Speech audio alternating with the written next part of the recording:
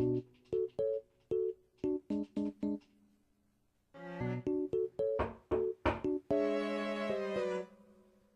who that could be.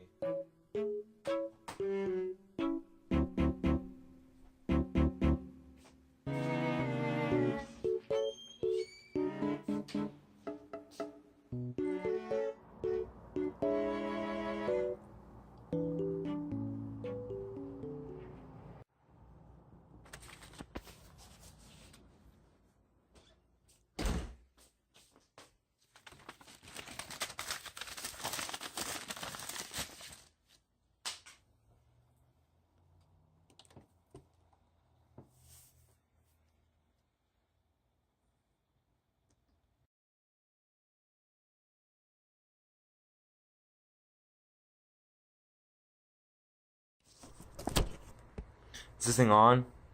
Ah, yes. As you can guess, it's you from the future. The date's May 3rd, 2018. This is a message to my freshman self. Do you remember what kept you interested in music? It was that time during all-area marching where you had to march in a tornado. Now, being rained on wasn't very fun, but being able to create music with your band family was so special enough to keep you interested in music. Now, if you're wondering, yes, I'm still in music. I feel like music has always played an important role in my life, and I never regret switching to it. Now, if you're scared about switching from architecture to music, don't be. Now, I know the transition will be rough and it'll be a bumpy road switching, but it'll definitely be worth the effort. Like I mentioned earlier, the transition into music and becoming an educator is not easy. It's a very bumpy road. Now, there are several things you need to work on as a teacher in order to become the music educator that you strive to be. The first thing you need to focus on is your clarity of instructions. When you first start your teaching experiences, you have trouble making your instructions very clear and concise. Here's an example.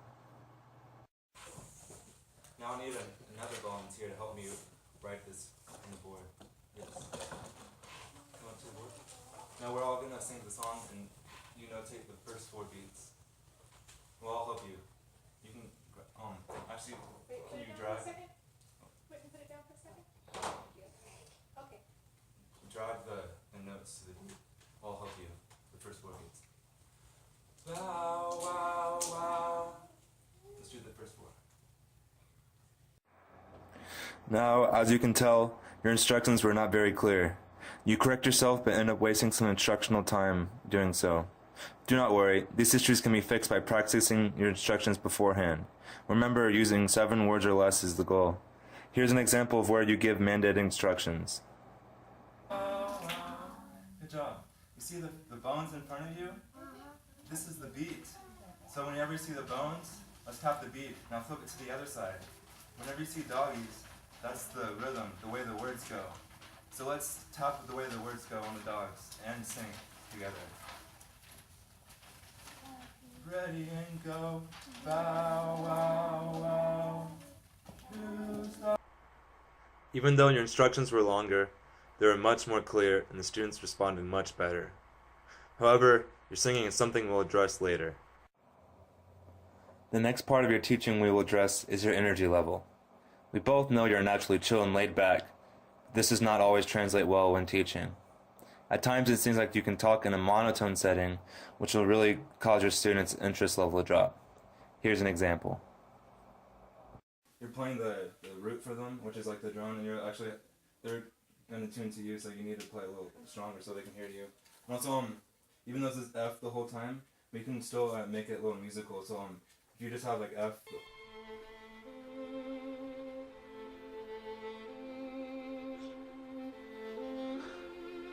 Whole time in the half notes, you can make it go to this F right here. You notice how it's forte, and here you get loud either. So if you want to make it more interesting, make it grow somewhere, and make sure we go to that forte.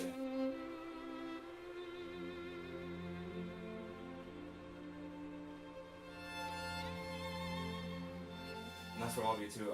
I didn't hear too much dynamic difference. Since you are naturally like this, it is your job to make sure you bring the energy to rehearsal. One good quote to live by is fake it till you make it. If you bring the energy, most likely your students will have it too, and it will just lead to a better rehearsal experience for everyone. The last thing I'd like to address with you is your musicianship, mainly dealing with singing. I know you did not start out singing, but it is a skill every musician should have. Like other skills, it just comes with practice. Here's an instance where you give a different reference pitch almost every time you start. Wow, wow, wow. Whose daughter thou? Ready and go. Wow, wow, wow. Whose daughter thou? Ready and go. Bow, wow, wow. Ready and go. Bow, wow, wow. Whose daughter thou? Each starting pitch was different, and it did not set up the tonal center very well for the students. This could have been easily fixed in the moment if I just went up to the piano and played a note. Mrs. Allgate suggested after the lesson that I use a tuning fork so I could find the reference pitch easier. Also, if I just relax more, I'll enjoy the music and I'll actually sing better. Here's an example. If you hear this up, everyone might get a turn. Ready and go, doggy, doggy, where's your bone? Someone stole it from my home. Who stole the bone? Who stole the bone?